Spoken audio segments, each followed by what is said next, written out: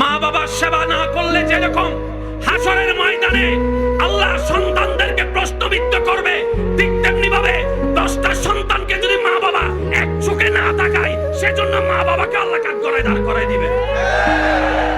যে ছেলে টাকা কামাবে বলে আমার আদরের ছেলে, যে ছেলে টাকা কামাবে তার বউ হচ্ছে ঘরের রাজা রানী হয়ে থাকে, তার বাচ্চারা নাতিরা হয় একদম সবচাইতে দামি। আর যে ছেলে টাকা কামায় না, তারও দাম দেয় না, তার বউরের দাম দেয় না, তার বাচ্চাদেরকেও দাম দেয় না, আদর করে না, মায়া করে না, এমন দাদা দাদি নানা নানি আছে না? না,